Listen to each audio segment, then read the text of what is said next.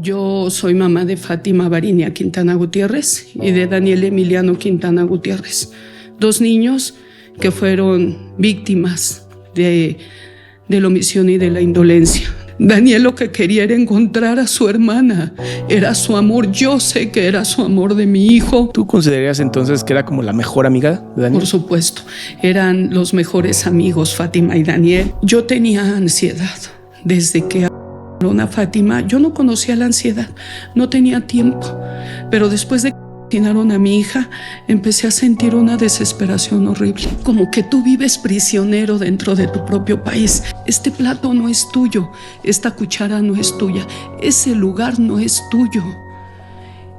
Todo eso te da inseguridad e incertidumbre. Yo 1000 veces he dicho, hubiese preferido que lo hicieran conmigo.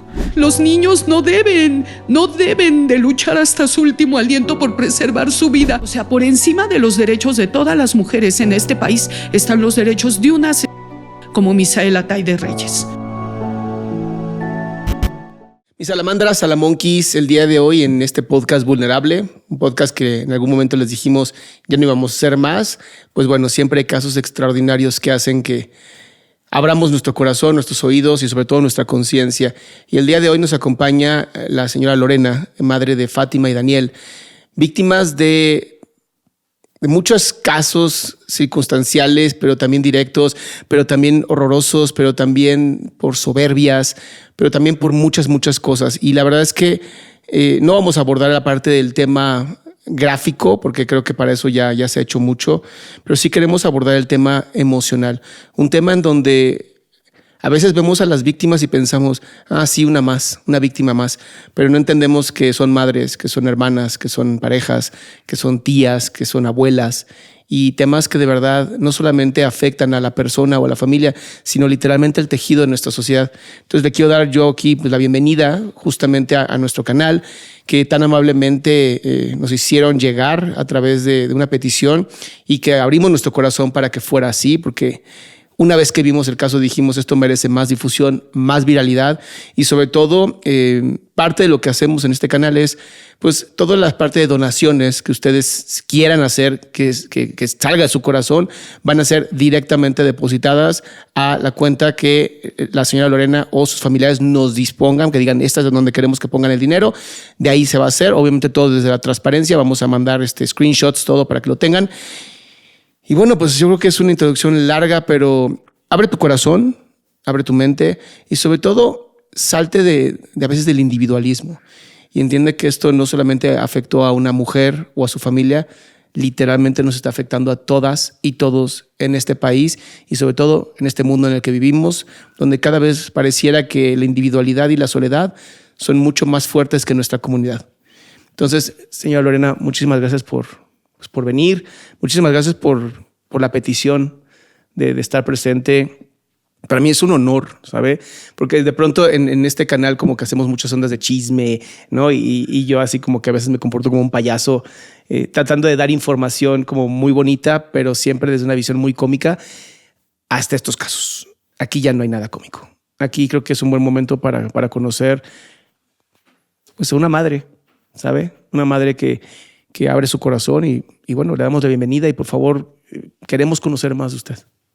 Ok, bueno, pues mucho gusto, muchas gracias por haberme invitado, te lo agradezco de verdad, de corazón. Claro que necesitamos no solamente la mamá de Fátima y Daniel, la familia de Fátima y Daniel, sabemos que no son casos aislados, que hay miles de casos como el de nosotros en el país, que somos pues víctimas de la omisión y de la indolencia de un Estado fallido que nos hace vivir y repetir aquella violencia del 2015, años después, sin ponerse a pensar el daño emocional, psicológico, que nuevamente volvemos nosotros a ser revictimizados y que esto parece no tener fin y que sí es verdad que nos afecta y pues tampoco parece importarles.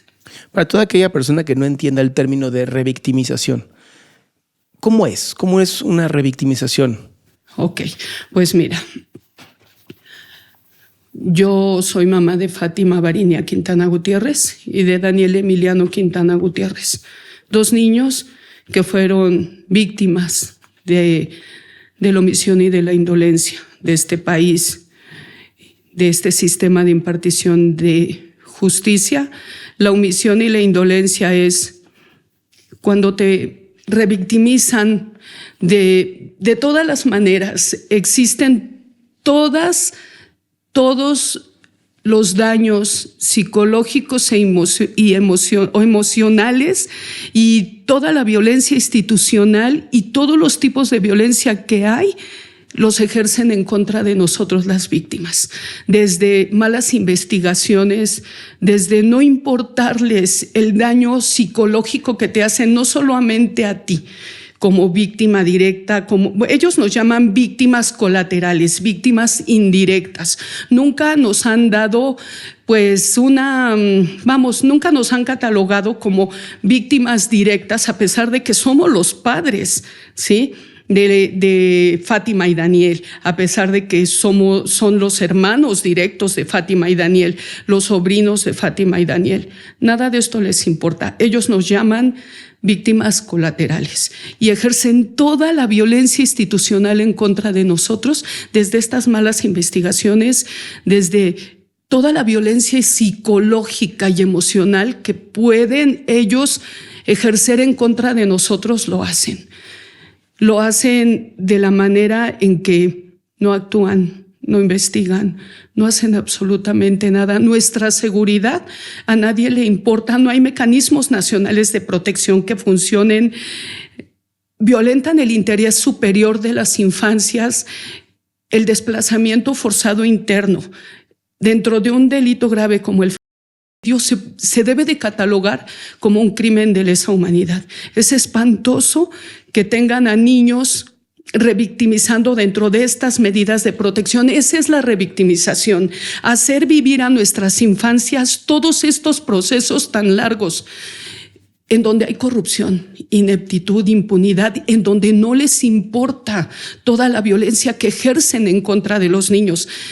Los niños son muy conscientes, los sobrinos de Fátima, de lo que pasó aquel 5 de febrero del 2015. 5 años después, fueron muy conscientes de la muerte de Daniel por este mal actuar, por estos mecanismos que no funcionan, y tan conscientes son ellos que jamás tuvieron ninguno de mis nietos ni de mis hijos una atención psicológica como debía de ser. Parece ser que somos limosneros del sistema, que después de ser víctimas venimos a ser limosneros. Para las víctimas no hay nada. Te mandan a instituciones infames, porque la atención es esa, es infame la atención. No es una atención que tú puedas decir que te sirve, más bien es una atención que te vuelve a revictimizar, ¿sí? Esa es la revictimización, el volverte a hacer vivir, ¿sí? O recordar, o tener presente lo que tú ya viviste. A más de que te llevan a lugares y te dicen, tienes que accesar a un proyecto de vida. ¿Cuál proyecto de vida? ¿De qué hablan? O sea, ¿de qué hablan cuando están hablando de un proyecto de vida? Porque tú no puedes accesar a un proyecto de vida, mucho menos a un sentimiento de pertenencia, cuando no lo puedes tener dentro de lugares que no son tuyos, que nada de lo que hay ahí te pertenece. ¿Cómo puedes tener acceso o poder tú tener un sentimiento de pertenencia cuando esta silla no es tuya? Este plato no es tuyo, esta cuchara no es tuya, ese lugar no es tuyo. Todo eso te da inseguridad e incertidumbre. Eso es lo que han hecho con nosotros, con mis nietos, niños que tenían 3 años y que saben perfectamente bien que ellos no son culpables de toda esta omisión e indolencia. Sí, ellos lo saben. Hace casi 10 años ellos supieron que no tuvieron nada que ver en lo que pasó con Fátima y que los hicieron sentir como culpables de lo que le había pasado a mi hija.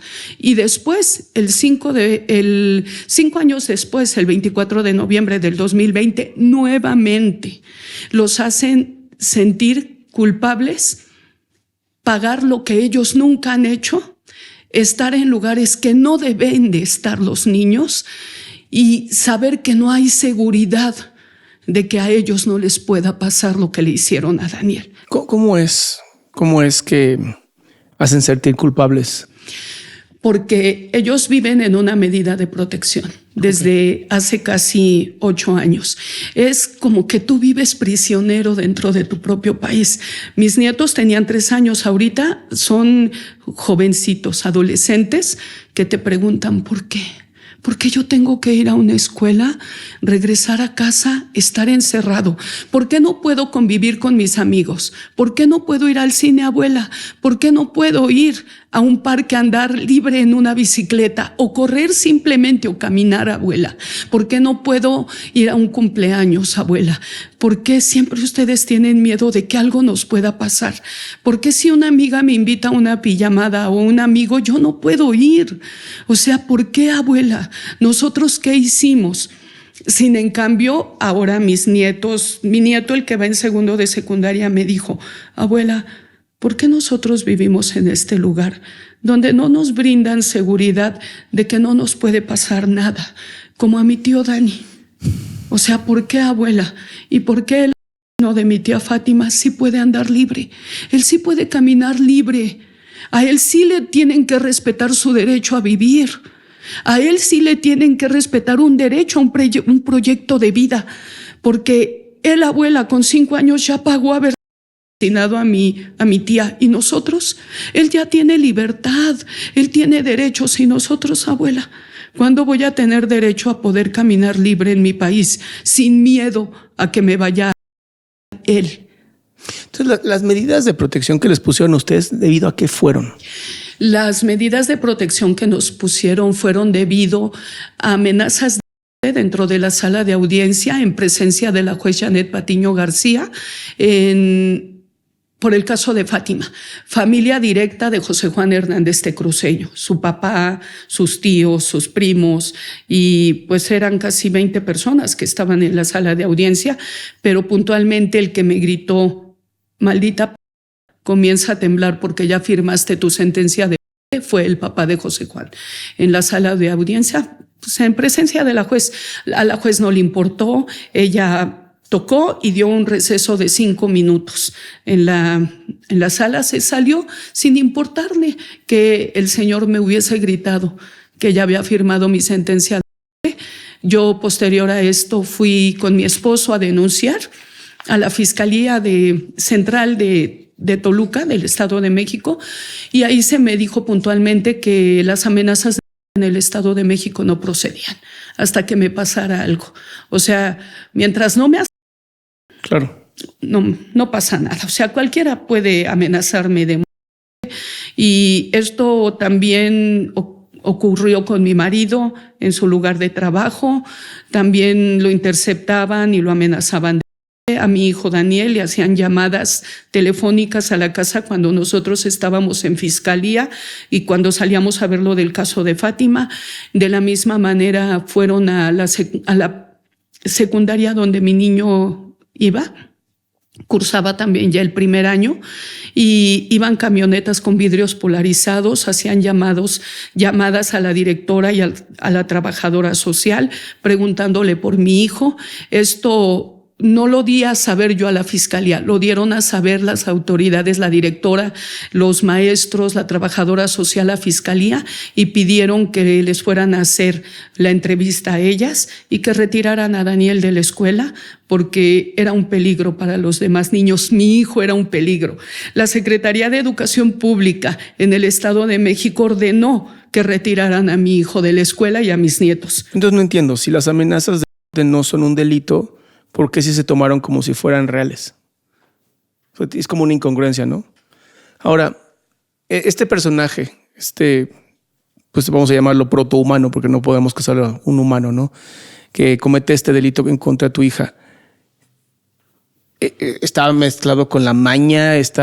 O sea, ese es el problema, que realmente, entonces, más bien, digamos que tiene protección mucho más alta que la del gobierno. Pues a lo largo de estos ya casi 10 años, pues es obvio que sí. O sea, ¿quién de todo el sistema de impartición de justicia del país no sabe? O sea, yo como mamá de Fátima y Daniel y mi esposo hemos dado a conocer el caso de Fátima primero y posterior el de Daniel a nivel internacional. Hemos tratado de hacer conexión con toda la gente posible de medios para que nos ayudaran a que se diera a conocer el caso de Fátima. En el foro de pacificación en el 2018, me parece que fue en Tlatelolco, fuimos invitadas por el presidente a este foro de pacificación donde estuvo Mireles, estuvo Sánchez Cordero, estuvo Encinas, estuvo el presidente. Pues en este foro yo le dije al presidente pues que nos querían sacar de México, todavía no acababan a Daniel. Yo le dije, puntualmente me acerqué al escenario y le gritamos una compañera y yo, y él se arrimó y me dijo que ¿por qué me iba a ir de mi país? Pues no era mi idea, nosotros no pedimos irnos, no entendíamos por qué nos querían sacar del país. O sea, la misma protección quería sacarlos del país. Sí, okay. O sea, pero nosotros no lo habíamos pedido y no entendíamos. Teníamos que lograr que los 3 años de Fátima pagaran, estuvieran en prisión pagando lo que habían hecho a mi niña. No entendíamos el por qué teníamos que irnos. Fue lo que le expliqué al presidente. No, si no es mi decisión. O sea, como ¿por qué me tengo que ir yo de mi país? Dice, no, es que ustedes lo que deben de hacer es aprender a perdonar, a abrazar y a olvidar. Yo lo único que le dije fue porque no fue su hija, porque no fue su hijo, porque no estamos en la misma situación, ¿verdad? Le digo, porque si no, él y ellos ya estuvieran pagando, claro, ¿no? Pero como fue mi hija, como yo soy una persona humilde y desafortunadamente el sistema de nuestro país piensa que la humildad va de la mano con la estupidez, que somos idiotas, que no pensamos, que somos muy poco inteligentes, ¿verdad? Y que no vamos a hacer nada, que vamos a recibir el cuerpo de nuestras niñas, mujeres y niños y los vamos a enterrar y ahí se va a acabar todo. Y eso no es. O sea, la cosa no es así. Nosotros quisiéramos que esto no se repitiera, que nadie más estuviera en nuestros zapatos. Yo no le presto mis zapatos a nadie, pero es de verdad perverso que alguien que gobierne nuestro país se atreva a decirnos que aprendamos a perdonar, a abrazar y a olvidar, porque a mí me lo dijo en mi cara. No me lo mandó decir con nadie. Claro. Me quedó claro que no iba a tener ayuda. Y también me queda claro que todo el sistema sabe el caso de mi hijo Daniel, ¿sí? Y el caso de mi hija Fátima. Y pues dije, pues tengo que luchar, tengo que seguir adelante junto con mi esposo y mis hijos para que ellos paguen lo que le hicieron a Fátima. No se puede volver a repetir. Ninguna niña y ningún niño como mi hijo deben de luchar hasta el último aliento por preservar su vida sin lograrlo. Claro. Son el futuro de nuestro país y están acabando con ellos y de paso con nosotros. Una pregunta, Lore. Cuando ustedes van a Monterrey, yo medio escuché en relatos forenses con el doctor Olivares, ¿no? Un saludo al doctor Olivares. Escucho el caso de Daniel. ¿Cómo fue que generó tanto problema estomacal? O sea, ¿cómo fue que un niño tenía 13 años? Cuando asesinaron a Fátima tenía 10 años. 10 años. Y a los 10 y 15, ¿no? Más o menos es cuando tiene el problema estomacal. Bueno, sí, como 15 años, 8 o 9 meses. ¿Cómo es que un niño empieza a desarrollar tanto problema, ¿sabes? Tanto dolor, tanto acidez, tanto reflujo. Estamos hablando de problemas que a lo mejor vemos a los 40, ¿no? A los 30, 40 años, de personas con empleos de muchísimo estrés. O sea, quiero que nos relates cómo es estos 5 años después de la muerte de Fátima. Bueno, es un romantizarlo de Fátima. ¿Cómo son esos 5 años emocionalmente para la familia? Bueno, pues mira, desde el primer momento Fátima y Daniel eran muy cercanos. Ellos pues eran mis hijos los pequeños. Su hermano, el que era antes que Fátima, pues le llevaba a Fátima 9 años, a Daniel 10.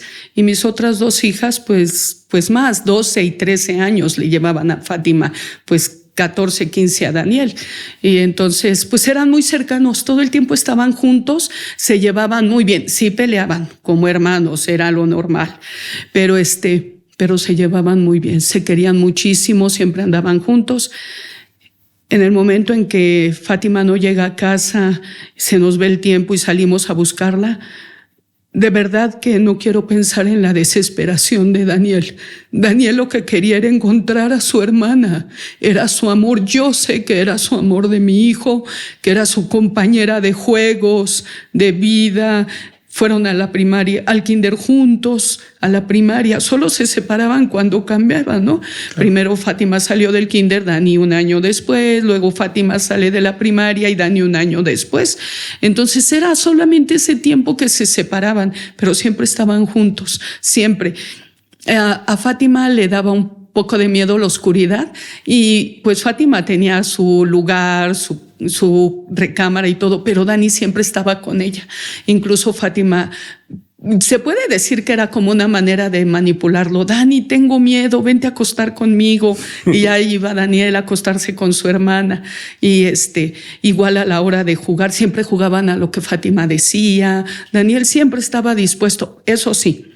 Fátima jugaba carritos con Daniel.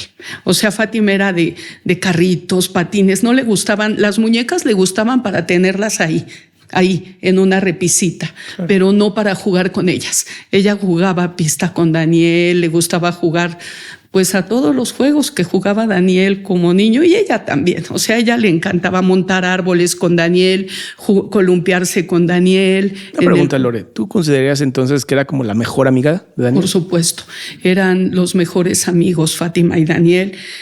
Coincidían igual en las mismas películas, tenían gustos parecidos en cuanto a las lecturas de libros. Por ejemplo, Fátima, aquel jueves 5 de febrero, dejó su separador en la ladrona de libros. Mira. En el lugar donde ella se quedó, ahí sigue el separador en su libro. Tenía muy poquito de que yo se lo había regalado a Fátima. Lo mismo sucedió con Daniel. Daniel estaba leyendo la saga de los Juegos del Hambre y le acababa de comprar yo el último. Igual dejó su separador en el lugar donde él se quedó ese día que ya no.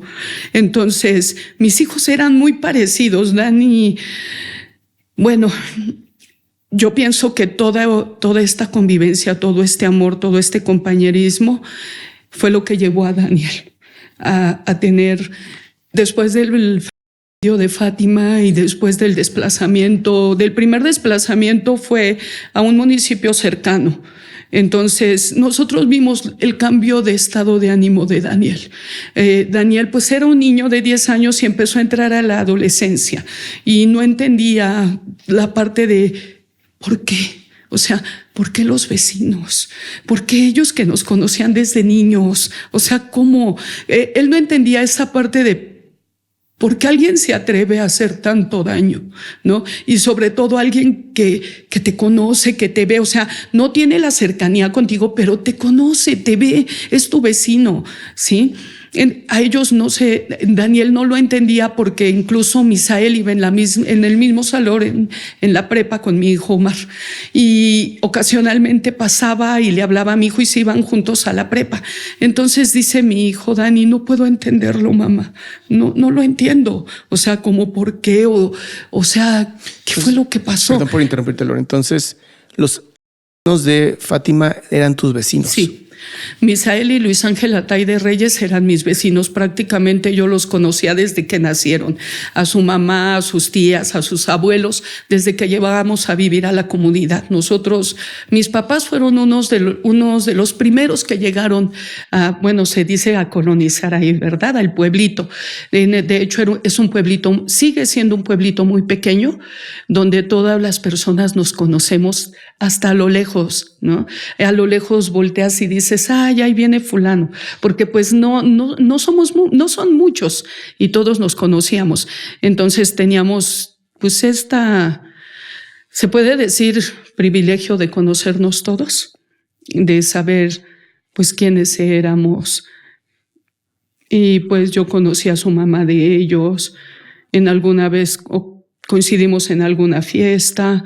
Mi mamá y mi hermana y mi papá tenían mucha cercanía con los abuelos de Luis Ángel y Misael. Entonces es imposible tratar de entender por qué no se mete uno muy adentro a explorar sus vidas, el cómo vivían, ¿no? Su día a día de ellos, pues no. Pero pues decías, ¿cómo? ¿Sabes si en esta familia había problemas de adicción? Sí. Alcoholismo, violencia. Bueno, pues Misael y Luis Ángel se drogaban. Okay. Su mamá siempre trabajó, ella es madre soltera, y ella siempre trabajó en casas, o sea, y los fines de semana era que se reunía con sus hijos, ¿sí? Y pues la realidad hasta ahí es donde nosotros, y pues ella era mucho de es que yo no quiero decir que porque ellas sean o les guste ese tipo de música, de estas bandas de rock como la banda Boston y todo esto, pues eso no tiene nada que ver. Yo conozco miles de personas que les gusta el rock y no son psicópatas como estos muchachos. Lo único que sé es que su abuelo es un militar retirado y que era muy estricto, sí. Okay. Porque incluso nosotros pues nos dábamos cuenta como jovencitos, cuando yo era muy chica, de haber tenido como unos 12 años, en una ocasión iba pasando por enfrente de la casa del señor y el señor le gustaba tener toda la calle, porque allá no está pavimentado, son muy pocas las calles pavimentadas, pero el señor le gustaba que no hubiera un solo papel afuera. Sí, okay. Puede decirse 100 metros, nada de papeles, perfectamente limpio todo. Entonces yo iba pasando y yo tiré una envoltura y el señor andaba afuera y me dijo, regrésate, recógelo. Y pues digo yo, a mí sí me daba como cosa el señor. Digo, yo no sé cómo sería dentro de su casa, ¿sí? Oye, regresando al tema de Daniel, pasa esto, empiezas a notar cambios en él, la adolescencia empieza a pegar. ¿Cómo surge cómo va deteriorándose la salud hasta llegar al punto de los hospitales? Pues fue así. Nosotros nos dimos cuenta porque Daniel empezó a no querer tener contacto con nadie. Okay. Él llegaba de la secundaria y no quería hablar con nadie. Y no tenía amigos, o sea, que dijera, pues es como la edad, ¿no? Vas a la secundaria y como la edad de querer convivir con tus amigos. Coincide que pasa lo de la amenaza y coincide que dejan libre a José Juan Hernández Tecruceño en el 2017. Entonces, él era un niño y no entendía por qué. O sea, los niños es muy difícil que entiendan todo este sistema de impartición de justicia. Y mi hijo no entendía. Entonces, cuando nos dicen que él está libre, o sea, que se fue libre en el 2017, pues Daniel nos mandan a Monterrey. Con aquella promesa ya había sido la promesa de sacarnos a Canadá, pero pues nosotros también, Daniel no entendía por qué. O sea, también se le hacía como muy difícil al niño. ¿Por qué? O sea, ya nos sacaron de mis vínculos afectivos, mis amistades, mi familia cercana, mis amigos, decía Daniel, y ahora a otro estado. Entonces Daniel tampoco entendía por qué lo habían sacado de la escuela. O sea, como por qué tú no vienes a la escuela porque están en peligro tus compañeros por tu culpa. O sea, bueno, por culpa de Daniel, seamos honestos. Pero él así lo sentía. O sea, Daniel nos decía, pero ¿por qué, mamá? ¿Por qué yo? O sea, como si fuera un apestado. Sí, ¿por qué a mí me sacan de la escuela? Porque las camionetas o porque estas personas hablan y preguntan por mí. ¿Por qué no hay una protección para mí? ¿Por qué me tuvieron que sacar de la escuela? Es muy difícil tratar de explicarle a un adolescente porque él no entendía. O sea, para él era todo en contra de nosotros, ¿sí? Y de él. O sea, que vivió durante 5 años con terror realmente. Sí, y con sus sobrinos también, que lo sacaron del kinder, estábamos en la misma medida todos, y entonces nos dicen, se van a Monterrey, y nos vamos 12 personas a Monterrey, pero igual, la violencia institucional, nos dejan al aeropuerto de Toluca, le dan a mi esposo un poquito más de 1,000 pesos, porque afuera del aeropuerto de Monterrey iban a estar 2 Uber para llevarnos a los 12, y así sucedió. Nos fueron a aventar, nos dejaron ahí en el aeropuerto de Monterrey, de Toluca, llegamos a Monterrey, nos subimos a los Uber que ya nos estaban esperando, llegamos al lugar donde estaba esta casa de medidas y solamente estaba el casero, nos entregó las llaves y ahí está la casa.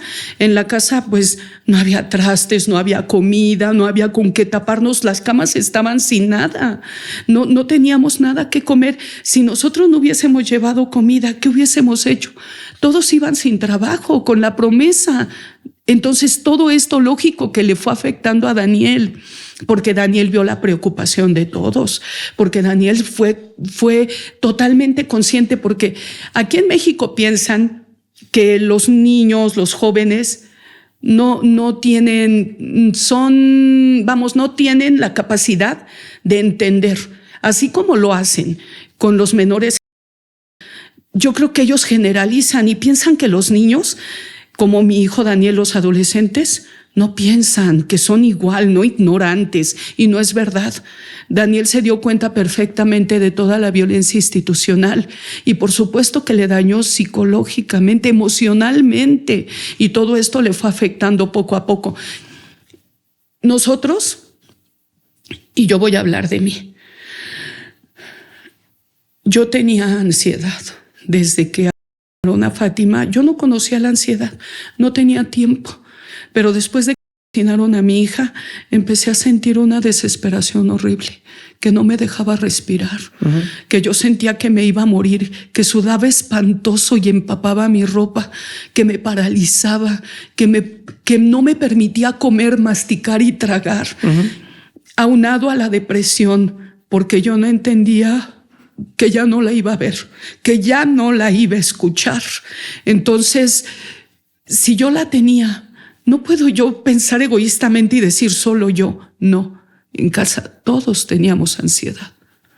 Todos teníamos estos ataques de pánico. Fíjate que a mí me gusta mucho ayudar a las personas a entender, ¿no?, qué es la ansiedad, porque también comparto contigo ansiedad. No, jamás podría yo igualarme, ¿no?, al nivel que tú tienes.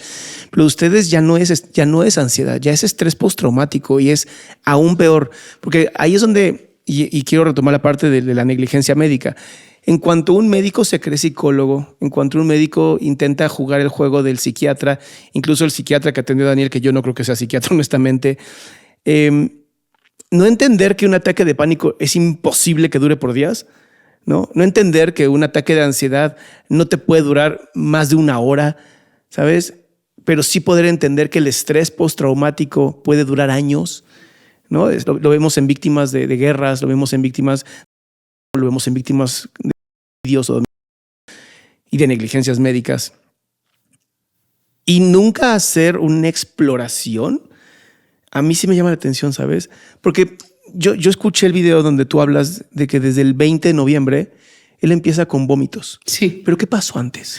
Bueno, pues 3 meses antes, Daniel, si fue noviembre, agosto, septiembre, octubre, fue junio, julio, finales de julio, principios de agosto, que a Daniel le dio un dolor en la boca del estómago. Entonces nosotros lo llevamos a similares porque teníamos que mantener un perfil bajo en Monterrey. No podíamos tener acceso al sistema de salud, ni siquiera a una credencial, ni a una licencia de manejo, o sea, nada. Entonces, a lo único que teníamos acceso era a estos consultorios de similares. Entonces llevamos a Daniel cuando le empezó el dolor y el doctor dijo pues que solo era un dolor en la boca del estómago y le dio butildocina a mi hijo, buscapina. O sea, para cólicos. Sí, nada más eso. Y nos fuimos a casa, pero a él empieza hoy, mañana, o sea, puede ser hoy, mañana y pasado le empieza a bajar. Y siguió yendo a la escuela y todo normal. Pero yo avisé, porque estábamos en medidas de protección en Monterrey, Nuevo León, pero quienes estaban al pendiente y debían de estar y de garantizarnos el acceso al sistema de salud y a estar bien y a poder haber tenido acceso a los trabajos, a la educación de mis nietos, de Daniel, a apoyos de todo tipo para Daniel y mis nietos, era la Comisión de Víctimas. Okay. Por medio de la fiscalía. Entonces yo les avisé y les dije, hablé a Trabajo Social y les dije, ¿saben qué? Mi hijo tuvo un dolor abdominal, así y así y así. Por favor, consigan que alguien lo valore y ustedes consíganos una cita en un hospital, ya sea de la Ciudad de México o del Estado de México, para que le hagan estudios a Daniel y sepan qué tiene. Si en Monterrey tenemos que guardar, o sea, mantener el perfil bajo, pero en la ciudad y en el estado sí podemos. O sea, por favor, no les importó. Nosotros todos en casa, bueno, mis tres hijos, mi esposo y yo tenemos botón de asistencia del Mecanismo Nacional de Protección. Ese nos lo otorgaron pues como otra medida más de protección. Entonces, pues los teníamos. Y pues yo les avisé a todos que mi hijo Daniel estaba mal, que necesitaba él una atención psicológica, aparte una atención como psicológica, pero ¿cómo le dicen? Ocupacional. Entonces, ¿no había ningún tipo de asistencia psicológica en todos estos 5 años? Desde el asesinato de Fátima hasta... Sí hubo, o sea... Incluso sí hubo, pero era por Zoom. Y, por ejemplo, en la Comisión de Víctimas de Nuevo León, cuando llegamos allá, también, pero era solamente esporádica. O sea, ¿cada cuánto más o menos? Sí, porque como mi esposo y yo teníamos que viajar constante a venir a ver el caso de Fátima al Estado de México, Daniel no podía ir solo. O sea, él era un menor de edad que no podía ir solo. Y pues yo creo que se debieron de haber buscado, ¿no? Los puentes, lo más idóneo para que Daniel, aunque nosotros no estuviéramos, tomara sus terapias. Y no solo Daniel, mi hijo Omar también. Sí, todo el mundo. Uh-huh. Pero ¿cada cuántos más o menos les daban la oportunidad de por Zoom o por lo que sea? No, presencial cada mes, una vez al mes, en Monterrey, a mi hijo Daniel. Y a nosotros, a mi esposo y a mí, cuando podíamos. O sea, cuando podíamos. Nosotros, con mi esposo, cuando veníamos al estado, que era muy frecuente, yo acudía a la clínica de estrés postraumático. Creo que es el ISEMIN, el ISSSTE, algo así, no sé cuál, no lo recuerdo ahorita, pero nosotros desde que implementaron la clínica de estrés postraumático, nosotros acudimos ahí. Yo desde que asesinaron a Fátima pedí atención psicológica porque no hubiera podido. O sea, después de lo que le hicieron a mi hija, de verdad, como mujer, como persona, como ser humano, como madre, como hija, no hubiese podido. No hubiese podido si no hubiera tenido atención psicológica. Bueno, pues entonces yo pedí toda esa ayuda para Daniel y pues no pudieron, no quisieron. La realidad es que no quisieron. Pues esto siguió. Ya no le volvió a repetir en esos 3 meses hasta ese 20 de noviembre. Ese 20 de noviembre... ¿Te puedo interrumpir? Es que ya no hubo nada de síntomas, o de cierta manera Daniel ya no quería generarles problemas a ustedes. No, lo que sucede es que sí había síntomas, porque incluso empezó el encierro. Daniel tomaba sus clases por Zoom, en computadora. Daniel tomaba terapia por computadora y de varias, o sea, en la computadora por Zoom tenía sus terapias Dani y de varias, ¿sí? O sea, pero ya no iba a la escuela. Daniel, él estaba entrenando en el equipo de fútbol americano de la Prepa 2 de la Universidad de Nuevo León. Dani, pues tenía 16 años, pero mis hijos siempre han sido muy altos. Él yo creo que medía como 1.92 y pesaba como 90 kilos Dani. Wow. Y él estaba entrenando porque quería ser defensa del equipo de los Vaqueros. Y pues se acabó cuando entró no hubo entrenamientos, no hubo escuela, no hubo nada, aunado a su estrés de Daniel, vamos a todo esto de sus... Yo siempre he dicho, no pueden decir que nada más Dani o mi esposo, yo, todos en casa, todos teníamos ansiedad. Entonces, yo digo que Dani sí tenía, porque había ocasiones que estaba él en sus clases y nos sentábamos a comer y de repente él decía, papá, párate papá. Y mi esposo se paraba y mi hijo se paraba y le decía, abrázame fuerte, fuerte, fuerte, porque tengo ansiedad. Claro. Y mi esposo lo abrazaba a mi hijo. Entonces, era algo que nos estaba pasando a todos dentro de casa, ¿sí? Pero la atención no es como debe de ser. O sea, parecemos verdaderamente limosneros del sistema, limosneros del gobierno. Para nosotros no hay, todo les parece excesivo. Una terapia en un centro de salud, para ellos nosotros no merecemos, las víctimas, tener una terapia, digna, ¿sí? Para ellos, esas terapias en esos lugares, sinceramente hay médicos, psiquiatras que son incompetentes. Bastante. Que también nos revictimizan, que de verdad es revictimizante a veces ir a escuchar, señora, ¿y qué espera usted de esto? ¿No le da miedo? O sea, yo no voy a terapia que me metan más miedo del que ya tengo, ¿sí? A que me generen más ansiedad de la que ya tengo. Voy a terapia para encontrar una salida a todo lo que yo tengo, ¿sí? No a que me quieran meter más miedo. O sea, ¿y qué espera usted a futuro? ¿Por qué no mejor ya lo deja? Vamos, échele ganas. No, pues no hay que pagar un psicólogo para eso. O sea, y que te digan que es una terapia de una tanatóloga. Bueno, por la parte, digamos, del aprender a perdonar, supongo, el duelo. Pero no suena a tanatología, honestamente. No. Una preguntita. Después de lo que ocurrió en la negligencia médica, que además fue de varios hospitales, sí, de varios médicos, sí, que no cumplieron con ni la mitad del código hipocrático, que ni siquiera pareciera que estudiaron. Hoy entiendo que hay una denuncia. Sí. Hay una queja. Primero que nada, si hay una denuncia, hay una carpeta de investigación y está la denuncia por homicidio culposo.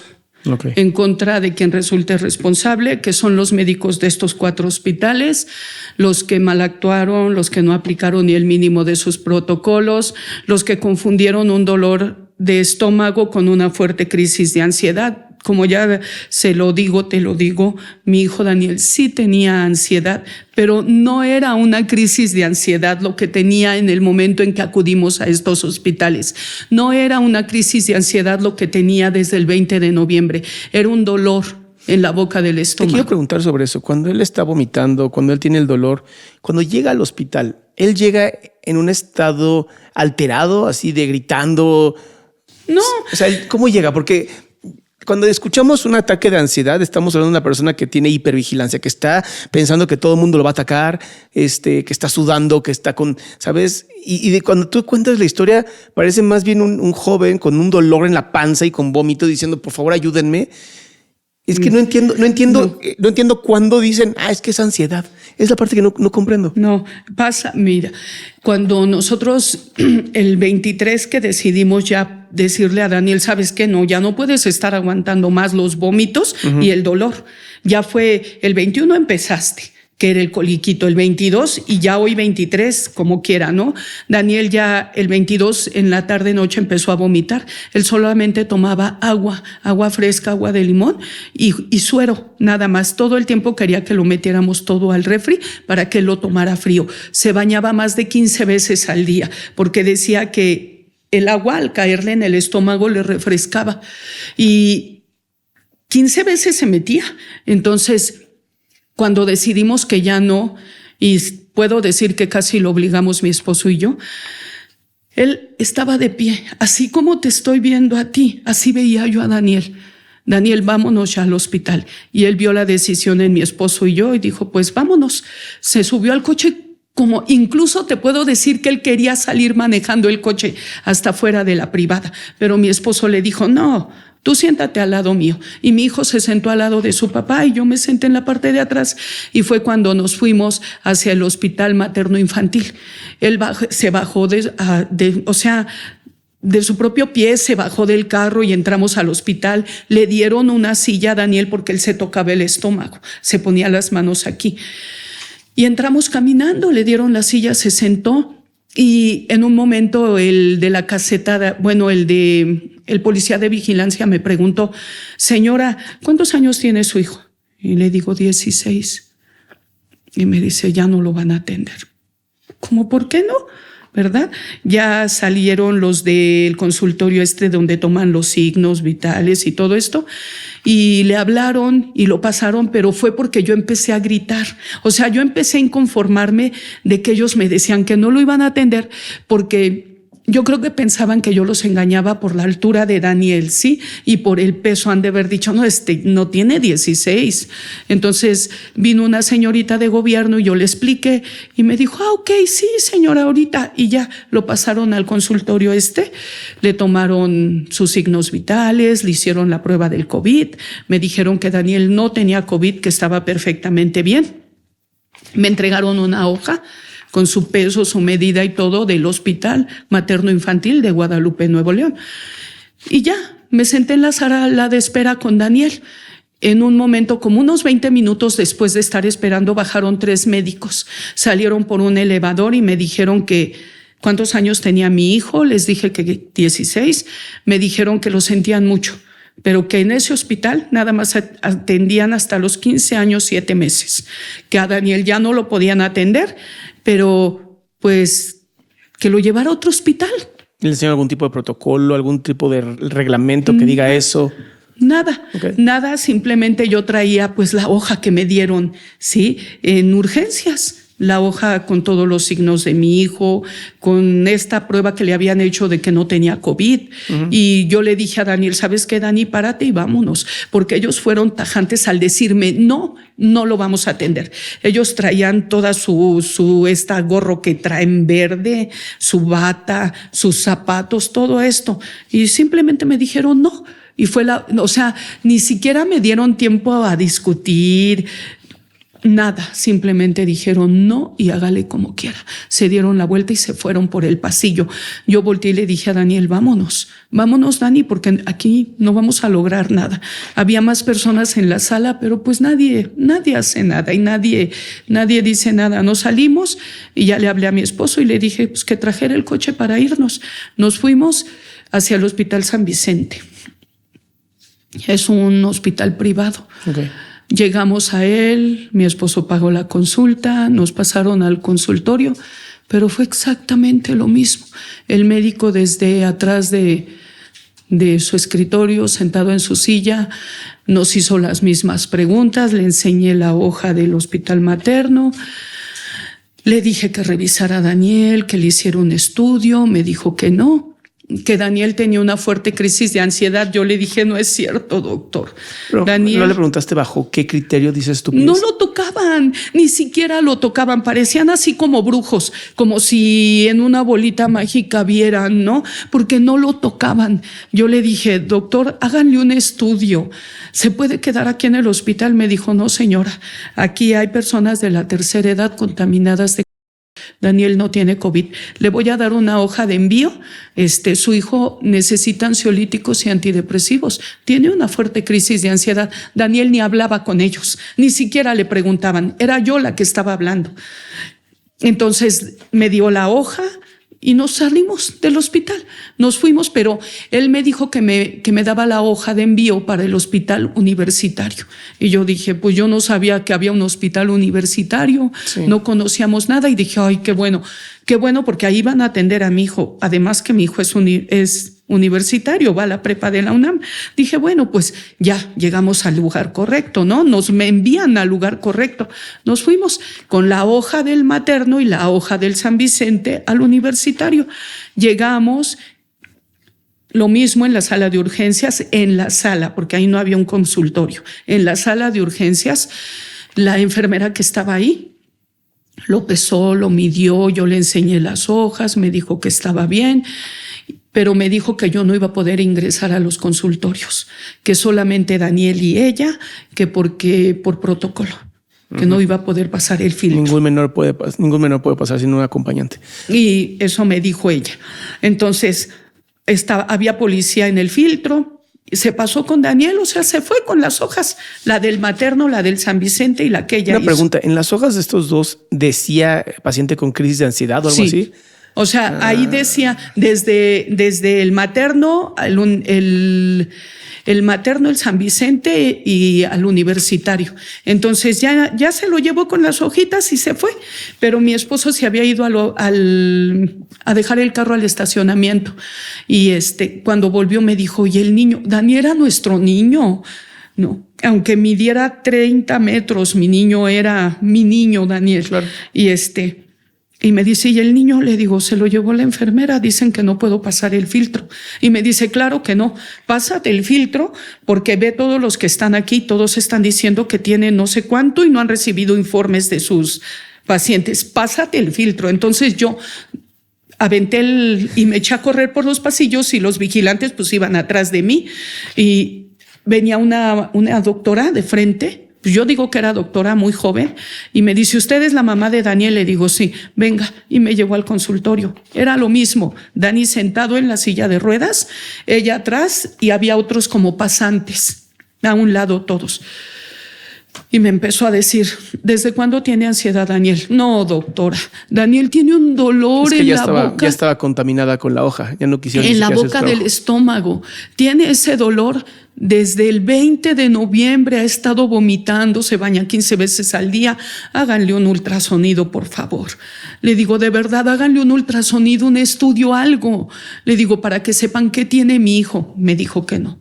Me dijo, no, señora, aquí en el universitario no tenemos, vamos propiamente a un lugar donde no hay ansiolítico ni antidepresivo.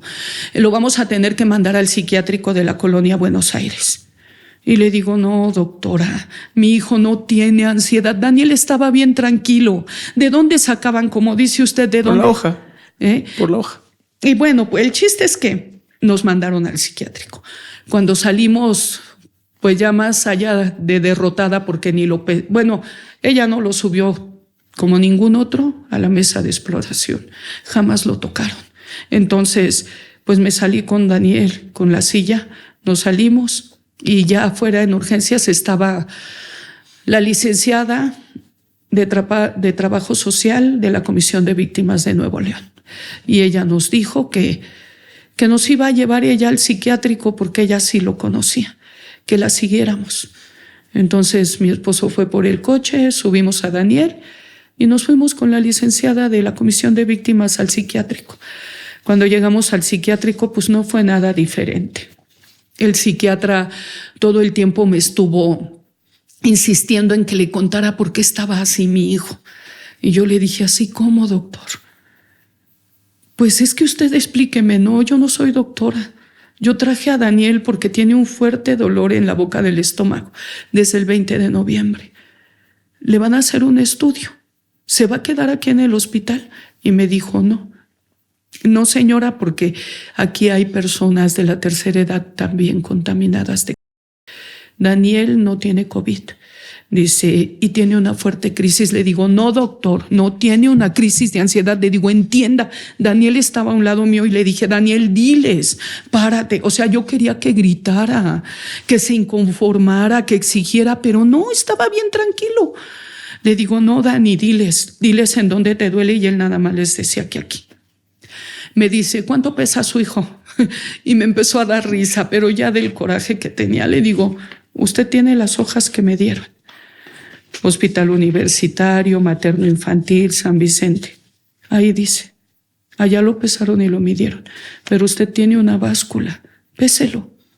Señora, ¿y no me lo puede decir usted? No, porque yo sé cuánto pesaba mi hijo cuando lo llevamos para que le hicieran esto que piden para el que ingrese a la prepa, sí, como registro médico, certificado médico. Le digo, y no puede ser que Daniel a más de un año pese y mida lo mismo. Le digo, péselo. Ahí, no quiso. Le habló a un médico, a un enfermero médico, no sé, ahora sé que es un médico, que se lo llevara y le dio una hoja y se fue. Jamás me dijo cuánto le iban a administrar a Daniel ni nada, simplemente le dio la hoja al médico, se llevó a Daniel, y cuando salió Daniel del consultorio me dijo, ahora sí cuénteme, ¿por qué está así su hijo? Y le dije, ¿usted quiere que le cuente? Aquí el chisme nada más. Sí. Una pregunta, porque después de esta omisión y además de la administración de barbitúricos y ¿cómo se llaman los otros? Ansiolíticos, pues literalmente a Daniel. Sí. Yo quiero saber, o sea, ¿qué haces? O sea, legalmente estaba ahí la tipa esta de servicio social, Daniel muere, ustedes tienen que levantar un acta, pero los ignoran, no los ignoran, porque tú traes aquí una hoja en donde estás haciendo una petición. Sí. No, y por ejemplo, pues ya inyectaron a Daniel y todo, él me interrogó, le dije lo que quise porque tampoco le conté todo, solamente me dijo, ¿y no quiere que su hijo tenga crisis de ansiedad? ¿Usted nunca la ha tenido? Le digo, sí, pero yo no vomito, yo no dejo de comer, sí, y a mí no me duele el estómago como le duele a mi hijo. Claro que sí he tenido crisis de ansiedad. Ahí está, señora. Le digo, no, le digo, ustedes son los médicos, no yo. Esto era lo que me tocaba a mí, traer a mi hijo. Sí, a mí no me toca diagnosticar a Daniel. Sí. Además, no podían hablar de una crisis de ansiedad cuando nadie nos conocía. No tenían un expediente de Daniel. No podían diagnosticar una crisis de ansiedad. Yo no le puedo diagnosticar a usted ansiedad nada más con verlo. O sea, no. Entonces, yo no entendía qué era lo que estaba pasando. Se llevan a mi hijo y él me dice, ¿sabe qué? Ya después de que le conté un poquitito de lo de Fátima, me dijo, allí no quiere que su hijo tenga ansiedad. Bueno, me dijo que Daniel iba a estar en tratamiento 1 año y medio y que al siguiente día tenía que regresar yo a recoger los medicamentos porque me los iban a regalar. Esa también es otra manera de revictimizar, porque así como regalárnoslos, no. A nosotros nos cuestan porque todos los mexicanos pagamos impuestos. Claro. Por eso hay esos medicamentos pobremente en los hospitales, ¿sí? Claro. Pero tanto así como que, se los vamos a dar, se los vamos a regalar, venga mañana por ellos. Le dije, sí, vengo, pero no se trata de eso. No me los va a comprar usted de su sueldo. Entonces, no es la manera. Ya me dijo, se paró y me dijo, venga, entramos al consultorio donde estaba Daniel, le pregunté, ¿te pusieron algo? Y me dijo, sí, aquí, y traía el algodoncito y tenía la mano doblada. Le digo, ¿y dónde más, Daniel? Dice aquí. Le digo, ok. Te dieron una pastilla y te pusieron por la vena, sí. Y ya se levantó mi hijo, se sentó en la silla y nos sacaron otra vez hasta el filtro. La licenciada de Trabajo Social a mí se me hizo extraño porque ¿por qué no entró al hospital con nosotros? Si era una licenciada de Trabajo Social, una servidora pública, igual que el médico psiquiatra. O sea, debió de haber entrado. No, se quedó con mi esposo hasta el filtro. Bueno, cuando salí ya no estaba. Ya se había ido y mi esposo me explicó que le dijo que se iba. Entonces ya salimos con Daniel. Dani se levantó de la silla, se salió y se subió a la parte al asiento trasero del carro y yo me subí enfrente. Mi esposo avanzó 2 minutos. Cuando yo volteé, mi hijo estaba completamente drogado. Sí, anestesiado completamente. Sí, él estaba completamente drogado y Daniel estaba Y más adelante mi esposo le pedí que se parara, se paró y me pasé al asiento de atrás porque, pues para detener a mi hijo. Y ya lo recargué conmigo y ya nos fuimos a casa. Llegamos a casa y salieron mi yerno, mi hijo, mi hija, la novia de mi hijo, mis nietos a ayudarnos a bajar a Daniel porque no podíamos con él. Ya no lo pudimos subir a su recámara, tuvo que dormir en el estudio. Y pues mi esposo me dijo, aquí se va a quedar Dani, me voy a quedar con él. Él puso un sillón y dijo, aquí me quedo porque tú no vas a poder con él cuando él quiera ir al baño. Y le dije, sí, pues ya súbanse a dormir. Nos subimos. No tardó mucho mi esposo en subir y decirnos que volviéramos a bajar todos, que fuéramos nuevamente al universitario porque Daniel estaba muy mal. No respondía, pero se quejaba muchísimo. Además que hacía burbujitas por la boca. Y mi esposo estaba muy preocupado. Entre todos volvimos a subir a Daniel al coche. Nos fuimos otra vez al universitario. Y fue extrañísimo porque ya nada más agarró mi esposo la silla. Cuando llegamos, como ya iba mi hijo y mi yerno sosteniendo a Daniel en la parte de atrás, pues ya mi esposo se pudo bajar a poner a Daniel, a ayudarlo a sentarse, y mi yerno. Y ya pudieron mi yerno y mi hijo llevarse el coche al estacionamiento y mi esposo entrar conmigo al hospital. Ya entramos, agarramos la silla de ruedas, pero esta vez no esperamos nada. Nos metimos, brincamos el filtro y corrimos por el pasillo de urgencias y venían 2 doctores. Que a nosotros se nos hacía muy extraño porque los doctores no nos conocían, no eran los mismos que habían atendido a Daniel. Era una mujer y un hombre y nos detuvieron a mi esposo y a mí y nos dijeron que queríamos y les dijimos que atendieran a Daniel, que lo vieran en qué estado. Estaba completamente drogado, o sea, no tenía control de su cuerpo, no contestaba, pero se quejaba y seguía haciendo esas burbujitas en la boca. Ellos nos dijeron que no lo iban a atender, que me esperara a que le hiciera efecto el ansiolítico y el antidepresivo. Y les digo, ¿cómo? Vaya, es que yo no te puedo creer que ni siquiera un médico sepa que un antidepresivo se tarda 2 semanas en hacer efecto y un ansiolítico hace efecto inmediatamente. No lo puedo creer. Y la doctora le decía a Daniel sin conocerlo, Daniel, despierta. Le golpeaba el hombre, Daniel, despierta, Daniel, responde, Daniel, escucha, tienes que echarle ganas, la vida continúa. Y yo le agarré la mano y le dije, Daniel sí la escucha, pero no le puede responder. No esté haciendo eso, usted ni siquiera sabe.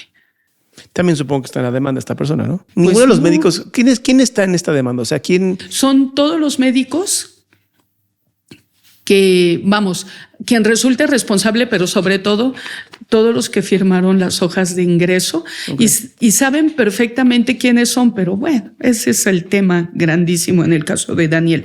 El chiste es que ella le hacía y en un momento se quitaron y se metieron a un privadito que estaba a un ladito del pasillo, los dos, la doctora y el doctor, pero no se tardaron más de 2 minutos y salieron y me dijeron que me retirara con mi esposo, que me iban a recomendar un grupo de sanaciones y regresiones espirituales, que tenía que hacerle efecto el ansiolítico y el antidepresivo a Daniel y que no nos iban a atender. O sea, que estaba por demás que estuviéramos ahí.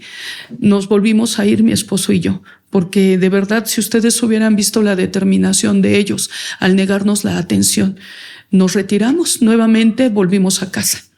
Al otro día, mi esposo se quedó con Dani. Dani pasó muy mala noche. Al otro día vino un médico que nos mandó el alcalde de Nuevo León a casa, porque pues nosotros estábamos pidiendo auxilio. Él nos manda un médico a casa y el médico llega como a eso de las 2 de la tarde y no lo revisa, nos dice que lo pongamos, que le ayudemos a sentar, que no lo mantengamos acostado así a nivel del colchón, sino que lo mantengamos sentado, que yo le masajeara sus piernas, sus manos, que le diera líquido, o sea, suero o agua, con cuchara o con jeringa, poco a poquito, que mi esposo le preguntó que si lo podía bañar y el doctor le dijo que sí. Yo le pedí que por favor lo ingresara en un hospital. Él me dijo que Daniel tenía que responder, que tenía que despertar, Y yo le dije, pero está completamente... ¿Cuántas horas pasaron entre que le inyectaron el producto hasta que llegó el médico? Como a las 12 de la noche, como a las 10:30, de 10:30 a 4 de la tarde, a 3 de la tarde del siguiente día. Es demasiado tiempo para que un medicamento funcione así. Pues él nos dijo eso. Y yo le dije, doctor, me dijo, en cuanto Daniel responda y despierte, señora, lo ingresamos.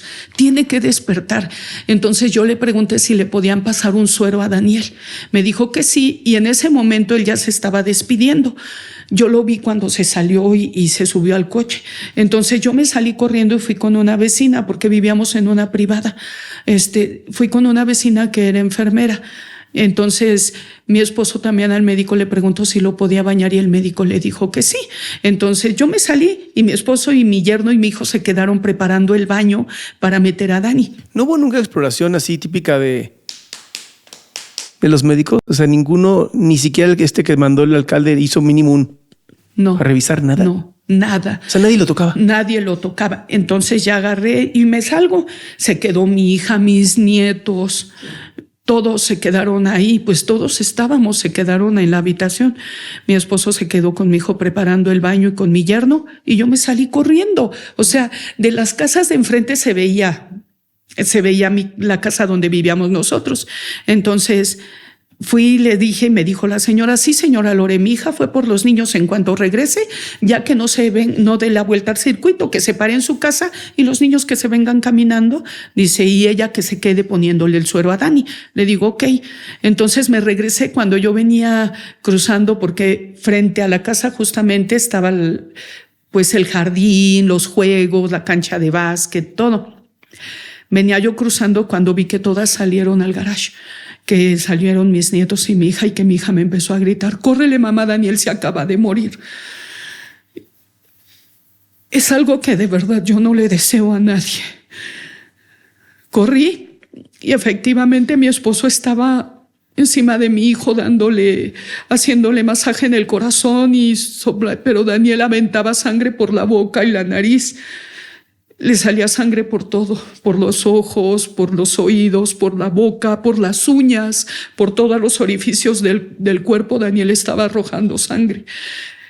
Y mi yerno y mi esposo me dicen, ya no respira, dice, desde hace rato ya no respira. Y yo le gritaba y todos le gritábamos, pero Daniel ya no respondió. Por más que le hicieron masaje, por más que le dieron respiración, no. Daniel, cuando le daban respiración, vomitaba sangre por todos lados. Entonces Daniel se murió. Todo el tiempo, desde que Dani estuvo en casa, estuvimos hablando al Mecanismo Nacional de Protección, a Comisión de Víctimas del Estado de México. Tuvimos contacto con la trabajadora social de la Comisión de Víctimas, y tuvimos contacto con Fiscalía, tuvimos contacto con el mecanismo. A todos les pedíamos ayuda, que mandaran una ambulancia, que mandaran un doctor. Nadie mandaba nada. Pero 2 minutos después de que levante la bocina y les grite que mi hijo acababa de morir, la casa estaba llena. La Guardia Nacional, la Policía de Monterrey, peritos, hasta el forense del universitario llegó, ambulancias. Entonces estaba lleno, pero mi hijo ya no necesitaba que se lo llevaran. Daniel ya estaba muerto. Pues a partir de ahí, solo ocupamos un tiempecito para trasladar el cuerpo de Daniel al Estado de México y sepultarlo con su hermana. Tuvimos una reunión aquí en el Estado de México donde nos dijeron puntualmente que nosotros ya estábamos acabados. Y yo les dije, no estamos acabados, se equivocan, porque todavía no termina. La lucha por justicia por Fátima y ahora por Daniel, no le voy a perdonar al sistema ni al Estado lo que nos han hecho. Y pues volvimos a Nuevo León a una reunión donde el vicefiscal de Nuevo León sentó a peritos y sentó a forenses en la mesa, y un forense nos dijo, el de la fiscalía, y casualmente también el forense del hospital universitario, que si desde el primer hospital a donde llegó Daniel, que fue el materno infantil, hubiesen tocado, y él lo dijo así, textualmente, si hubiesen tocado así como yo estoy tocando esta mesa, desde el hospital materno, no estuviéramos hablando de la muerte de Daniel. Daniel murió por una fisura en la cavidad abdominal derecha, por donde se le estaban fugando los líquidos hacia los pulmones. Eso era lo que tenía Daniel. Eso era lo que le estaba ocasionando el dolor en el abdomen. Esa fisura en la cavidad abdominal derecha que no fue atendida. No era una crisis de ansiedad. Posteriormente, en el dictamen del forense dijeron que Daniel tenía una úlcera del tamaño del puño de la mano. Por supuesto que la tenía. Daniel estaba desde el 20 vomitando, sin comer, tomando solo líquidos, y le inyectaron 10 miligramos de Valium por la vena y 2 miligramos de benzodiazepam, cantidad suficiente para poner en coma a mi hijo. Sabían perfectamente los médicos del Hospital Psiquiátrico de la Colonia Buenos Aires en Monterrey, Nuevo León, que Daniel nunca iba a despertar, que Daniel estaba en coma desde el minuto 2 que salimos de ese hospital. Saben perfectamente lo que hicieron. Y por supuesto que por el torrente sanguíneo se fue la sobredosis y le provocó esa úlcera a mi hijo, porque estaba completamente irritado de la cavidad abdominal. Ahora digo yo, es estúpido que traten de culparnos y que nosotros seamos los que tengamos que ir a estar viendo peritajes y todo en Nuevo León, cuando el sistema es el culpable. La omisión y la indolencia vino del sistema de impartición de justicia del Estado de México, de la Comisión de Víctimas del Estado de México, de la Comisión de Víctimas de Nuevo León y del Sistema de Salud de Nuevo León. No fuimos nosotros acudimos, como cualquier padre que ve a un hijo con dolor abdominal y lo lleva a un hospital a que sea atendido. Le negaron la atención a Daniel, pero sobre todo fue con premeditación, alevosía y ventaja, porque nosotros éramos testigos protegidos. Daniel era testigo protegido y estaba en Monterrey, Nuevo León, por amenazas de muerte, con un mecanismo nacional de protección que solo simula, como simula todo el sistema de impartición de justicia aquí en nuestro país, ¿sí? Ahora, ¿cómo demonios querían que no tuviéramos ansiedad si no teníamos ni siquiera el mínimo de atención psicológica? Y no digo no solamente de atención psicológica, estaban ejerciendo violencia institucional en contra de nosotros, nos desplazaron. El desplazamiento forzado interno es un crimen de Estado, un crimen de lesa humanidad. Además estaban violentando el interés superior de las infancias, no solamente de Daniel, de mis nietos. No tenían acceso mis nietos a becas en Monterrey, Nuevo León, a ningún tipo de apoyo, ni siquiera nosotros, ni siquiera mi esposo y mis yernos a un trabajo. Nos mandaron así como si fuéramos basura. Nos fueron a dejar a Monterrey, nos aventaron. ¿Por qué? Porque se querían deshacer de nosotros. En este país no les gusta que exijas justicia. No les gusta. O sea, ellos en este país te pueden asesinar a una hija de la manera en que a Fátima, y ellos consideran que tú debes de callar, porque si no callas, con toda la violencia que ellos ejercen en contra de las víctimas, te hacen esto, lo que hicieron con Daniel. Yo 1000 veces he dicho, hubiese preferido que lo hicieran conmigo. Mi hijo tenía un gran futuro. ¿Por qué están asesinando a nuestros niños, a nuestro futuro, nuestras víctimas colaterales del y de todos los delitos? ¿Por qué no hay garantías de seguridad para nuestras infancias? ¿Por qué no hay acceso al sistema de salud para nuestras víctimas colaterales de todos los delitos en este país? ¿Por qué? ¿Por qué el recurso no alcanza? ¿Qué pasa con el recurso? ¿Qué hacen? Yo siempre he dicho que el infierno, desde que hicieron lo que hicieron con mi hija, siempre les he dicho que el infierno está vacío, que todos los demonios están aquí, en el sistema y en todos esos cobardes, misóginos, hijos del sistema patriarcal, violentos, que disponen de la vida de niñas y mujeres en este país porque saben que no va a pasar nada. Sobre todo esos menores, ¿verdad? Que son protegidos por encima de todos. Ellos tienen todos los derechos, como el asesino de Fátima, que tiene todo el derecho de andar libre siendo una... Y lo único que te saben decir es que un joven de 17 años, 8 meses, no era consciente de que si tomaba un arma y apuñalaba 230 veces a mi hija, no le iba a hacer daño. Si ese joven de 17 años, 8 meses, no era consciente de que si con una cadena que se enredó en la mano golpeaba a Fátima en la cara, le iba a tirar todos los dientes. Que no era consciente de al cortarle la cara y el cuello 10 centímetros, no le iba a hacer daño. Que si le abría el pecho 30 centímetros, no le iba a hacer daño. Que si hablaban de mi hija los 3 en superioridad numérica, no le iba a hacer daño. O sea, esa es la forma en cómo lo sacaron, de que no era consciente.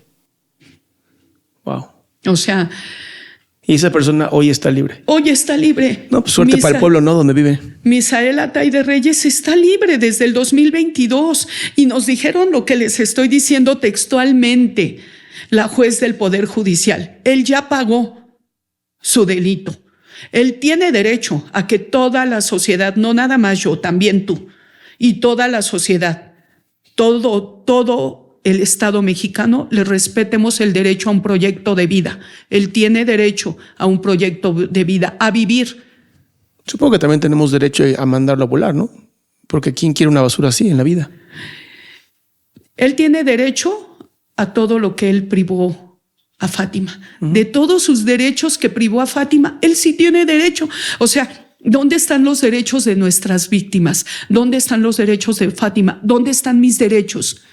¿Dónde están? ¿Dónde están los derechos de tu mamá, de tu hermana, de tu sobrina, de tu prima, de tu tía, de tu abuelita? ¿Dónde están? O sea, por encima de los derechos de todas las mujeres en este país están los derechos de una como Misael Atay Reyes y de otro como José Juan Hernández Tecruceño, ¿sí? Un adulto que después de 8 años y después de casi 5 de haber recibido una sentencia vitalicia, no, ni 5, fue en el 2021, de hace 3 años que recibió una sentencia de prisión vitalicia, él tiene derecho a apelar, 8 años para apelar, y hoy está pidiendo su absolución, y le otorgaron el amparo, y la familia de Fátima, nuevamente vamos a ir a audiencia, a volver a escuchar a su familia, aquella que me amenazó, ¿sí? A volverlo a ver a él. Esa es una revictimización abismal. Sí. Estamos ante un Estado fallido. Sí. De verdad, nosotros estamos vulnerables. Ahí está el caso de Daniel. Esto es lo que no debería de pasar. En este país no se debe de volver a repetir 2 niños asesinados dentro de una misma familia. 2 niños que lucharon hasta su último aliento por preservar su vida ante cobardes sin lograrlo. Los niños no deben de luchar hasta su último aliento por preservar su vida. ¿De qué estamos hablando? ¿En dónde están los derechos de nuestras infancias? ¿En dónde está Amnistía Internacional? ¿En dónde está la ONU? ¿En dónde está la UNICEF? ¿En dónde están? ¿En dónde está el DIF nacional? O sea, ¿en dónde estuvo cuando Daniel los necesitó? ¿En dónde estuvieron todos ellos? Aquí no hay derechos para nuestros niños, para nuestras víctimas colaterales del feminicidio, ya sea hijos de las víctimas directas o hermanos. ¿En dónde están los derechos? Daniel está muerto y su familia está muerta en vida y seguimos en medidas de protección, sin garantías de seguridad, ante un Estado fallido, ante un sistema que nos sigue revictimizando. El dolor y la impotencia es profundo. Daniel no va a regresar, Fátima no va a regresar y lo tenemos claro, pero sí, debemos de dejar de ser cobardes y de luchar y de unificarnos y de ser sensibles, de ser sororos y empáticos. Bien, hemos escuchado la historia de Lore, la familia de Lore, y como que pocas veces me quedo sin palabras, ¿sabes? Pero esto no va todavía... No se acaba todavía. hay muchas cosas por hacer, pero por desgracia ha ocurrido un mal uso de tu movimiento, ha habido un mal uso de tu voz. Y a mí sí me gustaría saber qué ha pasado con estos pseudoactivistas o comunicadores que han querido apoyar, entre comillas. ¿Qué ha ocurrido con tu caso? Bueno, pues en un primer momento, cuando sucedió el de Fátima, tuvimos el acercamiento de Frida. Ella se puso en contacto con nosotros por medio de un periodista del Estado de México. Él nos dijo que nos iba a ayudar y la verdad es que no nos ayudó.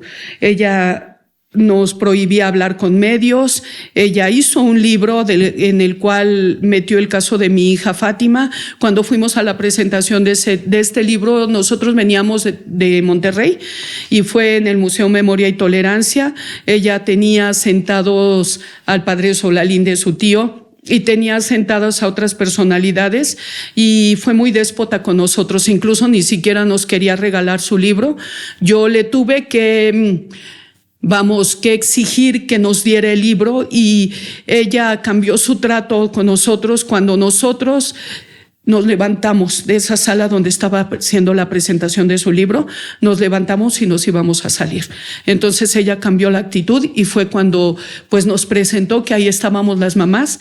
Fue la primera vez, incluso nos llevaba a ponencias a otros lugares donde nosotros éramos las que veníamos por ejemplo, en mi caso desde Monterrey, y nosotros pagábamos nuestros gastos y solamente íbamos a universidades a dar testimonio y pues la verdad fue muy revictimizante porque jamás hubo avances en el caso de mi hija Fátima.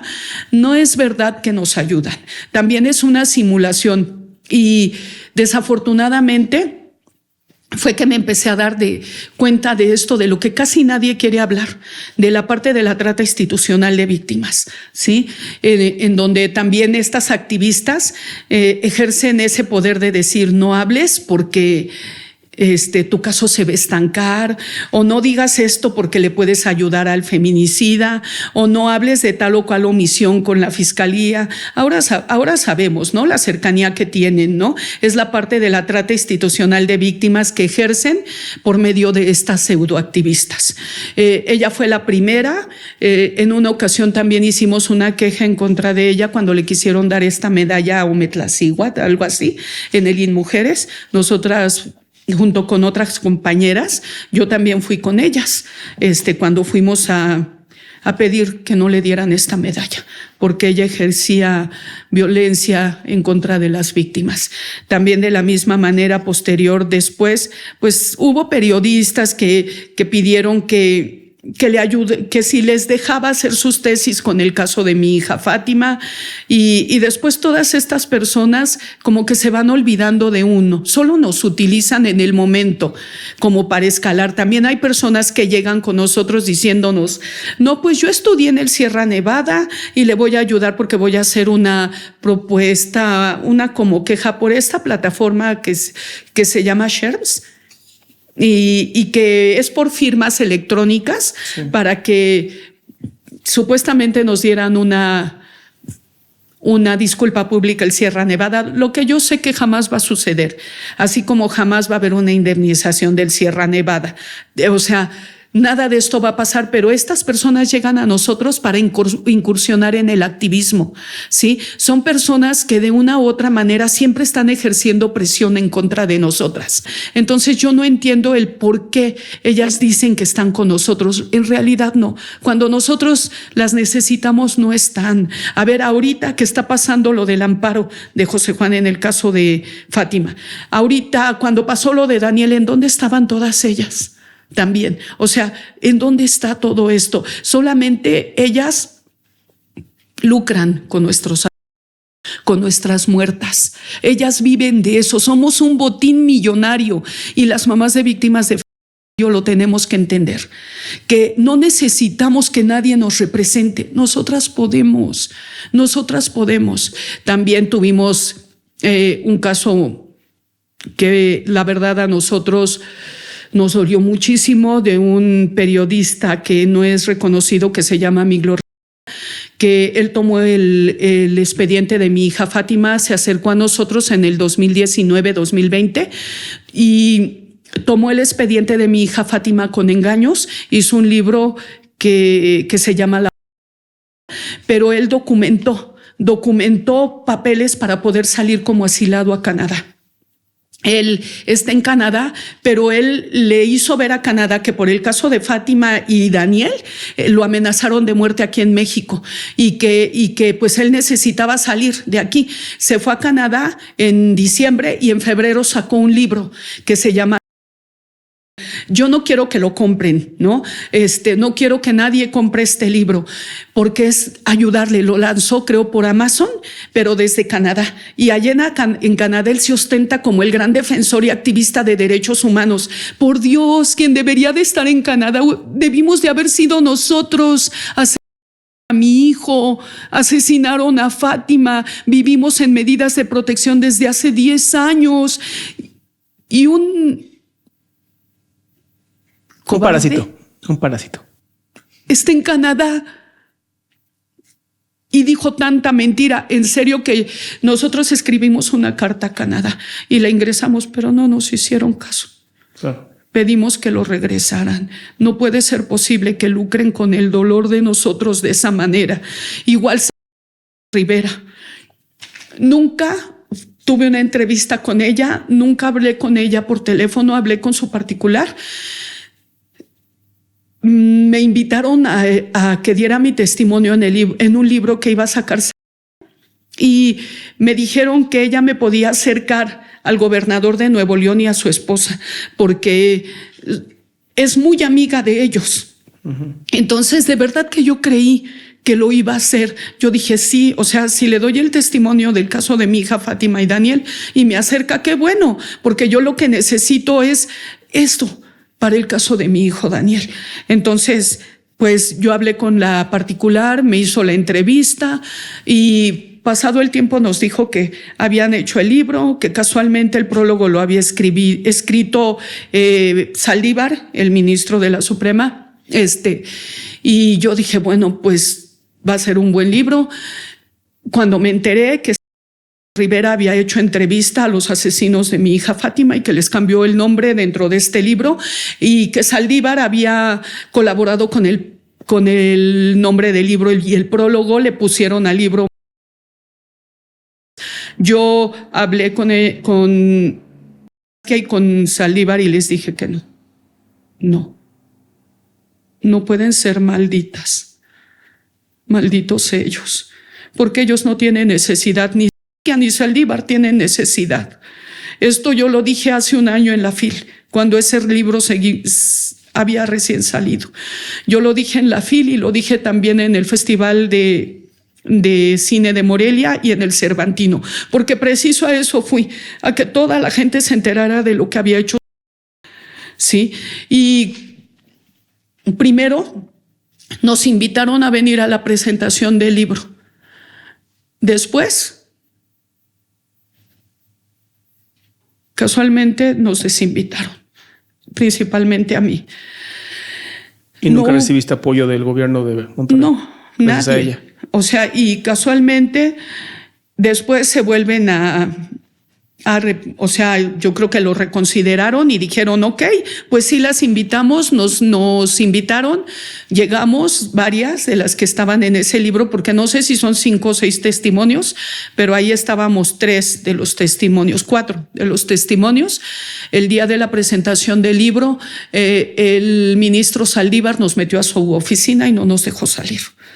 Los guardias de seguridad estaban en las puertas, él se salió y junto con Saldívar, porque llegó en una actitud déspota, igual no nos quisieron dar su libro. Se salieron y dijo Saldívar que era 5 minutos y regresaba. Se salió de su oficina donde nos mantuvieron encerradas y se salieron a la presentación del libro. En la sala donde estaba haciendo la presentación del libro de Maldita estaba el gobernador de Monterrey, de Nuevo León, y su esposa. Estaban los dos. Estaba Paola, la que tuvo a bien decir que también los asesinos de nuestras hijas sufren. Paola y vivir y varias personalidades estaban en esta presentación del libro, pero claro que las mamás, las víctimas, las que les contamos y les dimos el voto de confianza, no éramos dignas de rozarnos ni con el gobernador, ni con la sociedad, ni con nadie, porque a nosotras, se los vuelvo a repetir, ese es el nivel y eso es poco de lo que han hecho con nosotros, ¿sí? Todo el tiempo, pues, están tratando de querer hacer esto, ahora ya no se los he permitido. Sí ha habido documentales de Fátima, pero ya es en otro nivel diferente, ya no la revictimización, han tenido mucho cuidado, pero no, es imperdonable que hagan esto en nuestro país y que vaya de la mano con autoridades como ministros de la Suprema Corte, que a esta mujer que le sigan abriendo la puerta en todos los penales, que ella nos haya engañado, que haya puesto este título, que nunca nos haya dado el libro, pero sobre todo que no hayamos nosotros sido dignas de estar en la presentación de este libro. Son los casos de nuestras hijas. Ahora, a mí me han preguntado por las regalías. No, yo no quiero regalías de un libro donde dicen que las mujeres somos malditas y que le den otro enfoque. O sea, ellos te quieren marear todo el tiempo diciéndote que maldita entre todas las mujeres y que te lo explican y que le dan otro enfoque al maldita. No. Maldito el sistema. Malditas todas y cada una de las que lucran con nuestro dolor. Malditas todas aquellas que ejercen violencia en contra de las víctimas colaterales del y de todos los delitos.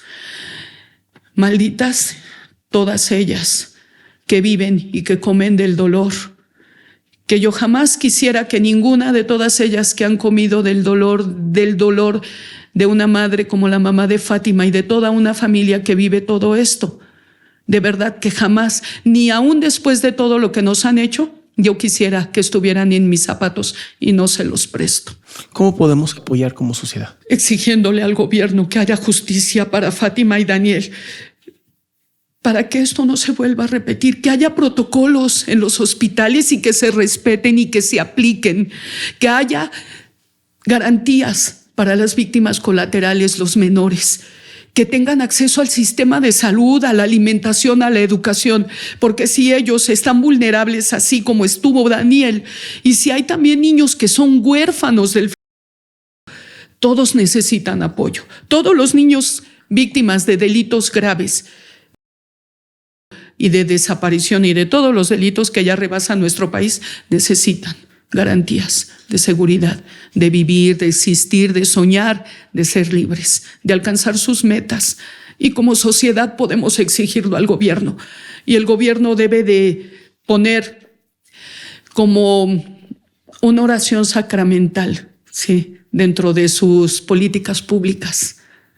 Esto, el derecho de las víctimas colaterales a accesar al sistema de salud, a la educación y a la alimentación, como derecho de las víctimas colaterales del. Lo que sucedió con Daniel no debe de volver a pasar. Lo que sucedió con Fátima no debe de volver a pasar. Lo que está sucediendo con su familia de Fátima no se lo deseo a nadie en este país, a ninguna familia, a ninguna madre, a ningún hermano y a ningún sobrino. Les deseo que vivan lo que estamos viviendo la familia de Fátima en este país. Yo creo que lo más lógico sería que toda la sociedad nos ayudara a exigirle al sistema de impartición de justicia de este país que no haya amparos para los infanticidas como José Juan Hernández Tecruceño, Luis Ángel Atay de Reyes y Josué Misael Atay de Reyes, que se revisen las leyes contra estos menores, que tengan sentencias ejemplares, que sienten precedente de no repetición, que se revisen estas leyes y que ellos paguen, los menores, que paguen de acuerdo a la gravedad del delito que cometen, ¿sí? Y ojalá y la sociedad nos ayude de esta manera, exigiéndole al gobierno, tanto al gobierno federal como al gobierno del Estado de México, que la gobernadora tome cartas en el asunto y que la presidenta de nuestro país haga lo mismo, que definitivamente nos garanticen que va a haber justicia en el caso de Fátima y Daniel y que el asesinato Fátima no va a recibir una reducción de sentencia. José Juan Hernández Tecruceño le deben de confirmar su sentencia vitalicia. Pues mira, ojalá después de este video reconsideren el sí acercarte con su influyentismo para que se haga justicia, tanto en el caso de Daniel como en el caso de Fátima.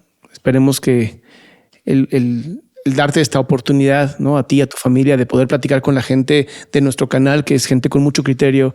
Es una comunidad muy hermosa, es una comunidad llena de gente con mucho amor, y que sí, que a veces yo a lo mejor puedo llegar a ser un poco sarcástico y un payaso de internet. Tengo un corazón que duele, y soy padre, y soy humano como tú, y no, ni siquiera me puedo acercar, ¿no? Empáticamente al dolor que tú sientes. Pero ojalá esto sirva para toda la gente, ¿no? Y que haya algo, que haya un cambio, que haya luz, que se abra una nueva oportunidad, una nueva puerta. Pero sobre todo y lo digo desde mi corazón, ¿no? Pero que Dios les dé calma y que Dios les dé paz. ¿Qué te digo? Más que indignado no puedo estar.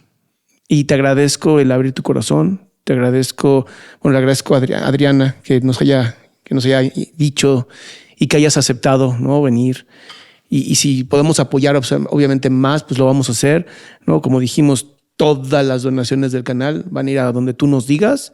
Eso va a ser en privado, obviamente no nos vamos a decir dónde, pero vamos a dejar screenshots de que sí fue. No, yo les agradezco de verdad esta oportunidad de estar aquí. A nosotros no nos quieren entrevistar en Monterrey, a más de que nos dicen que no nos metamos con la universidad, con el hospital universitario, porque el rector de la universidad tiene más poder que el mismo presidente de nuestro país. Lo siento mucho, el rector no a mi hijo, fueron médicos, y quienes a Daniel van a tener que responder por lo que hicieron, ¿sí? Y pues si los periodistas no nos quieren entrevistar, pues trataremos de lograr, de conseguir, como tú. Gracias por abrirnos este canal, y ojalá y muchos otros se sumen a abrirnos el canal para hablar del caso de Daniel, porque necesitamos difusión en Monterrey, necesitamos sentirnos cobijados y arropados en Monterrey, Nuevo León, porque de verdad que estamos solos en Monterrey. Pues invito a todas las personas, influencers, comunicadores que quieran ponerse en contacto con Lorena, búsquenme. Búsquenme a mí y yo veré contigo si tú quieres o no quieres ser entrevistada por ellos. Entonces es una invitación para todas estas personas que, como yo, queremos justicia, queremos un México como el que nos han prometido durante tantos sexenios. Era lo que buscábamos nosotros en aquel 2015, jueves 5 de febrero del 2015, entregamos a los 3 asesinos, les dimos el cuerpo de mi hija, les dimos todas las evidencias, ellos solamente tenían que vincular y sentenciar, y no lo hicieron. Aquí está. Claro. Muchas gracias, Lorena. A ustedes. Abrazos.